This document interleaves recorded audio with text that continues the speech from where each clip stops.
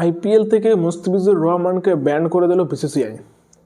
কলকাতার night Riders 9,20,00,000 rupee দিয়ে কিনেছিল মুস্তাফিজুর রহমানকে, এবং বাংলাদেশে যে চলমান বিভিন্ন ধরনের ভারত বিরোধী বিভিন্ন কর্মকাণ্ডের ফলেই কিন্তু আইপিএল কর্তৃপক্ষ এবং বিসিসিআই এই সিদ্ধান্ত নিয়েছে যে এই বছর কোনো বাংলাদেশি প্লেয়ারকে আইপিএলে সুযোগ দেওয়া হবে না।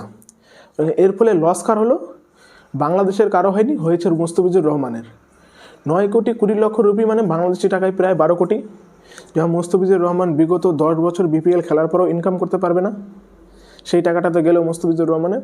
এবং সবথেকে বড় লস হয়েছে সেটা হচ্ছে কলকাতা নাইট রাইডার্সের। কারণ কলকাতা নাইট রাইডার্স যে বোলিং ইউনিটটাকে শক্তিশালী করেছিল, সেই বোলিং ইউনিটটা হঠাৎ করেই আবারও ভেঙে চুরে চুরমার হয়ে গেল।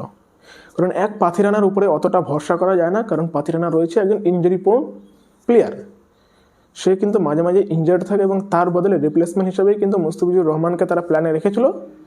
এবং যাকে কেনার জন্য কলকাতা নাইট রাইডার্স কোনো ইন্ডিয়ান বড় প্লেয়ারকে তারা দলে ভেড়ায়নি, বিশেষ করে ভেঙ্কটেশ আয়ার, কার্তিক শর্মা, এমনকি আকিব নবীর মতন যে অলরাউন্ডার ফাস্ট বোলিং রয়েছে তার পিছনে কিন্তু কলকাতা নাইট রাইডার্স যায়নি। এই জন্যই যে তারা মুস্তাফিজুর রহমানকে কিনবে, এবং তারা যে ফরেন স্লট রয়েছে ফাস্ট বোলিং ইউনিটে, সেই স্লটটাকে তারা মজবুত করবে। কিন্তু এখন সেটা মজবুত নয়, বরং আরও দুর্বল হয়ে গেল, যেহেতু মুস্তাফিজুর রহমান চলে গেল।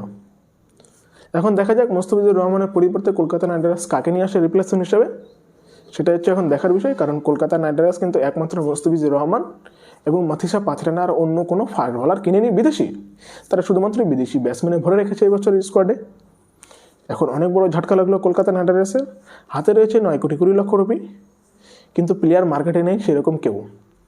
বর্তমানে টি-20 ক্রিকেট ভালো খেলছে পুরো বিশ্বে, এরকম কোনো প্লেয়ারই কিন্তু বর্তমানে উপস্থিত নেই যে কিনা আইপিএল না খেলে ঘরে বসে রয়েছে বা আনসোল্ড গেছে, সেরকম কেউই নেই। এখন দেখার বিষয় কলকাতা নাইট রাইডার্স কাকে আনে। অবশ্যই তোমাদের কি মনে হয় কলকাতা নাইট রাইডার্স কাকে আনা উচিত মুস্তাফিজুর রহমানের পরিবর্তে? কমেন্ট করে জানাবা।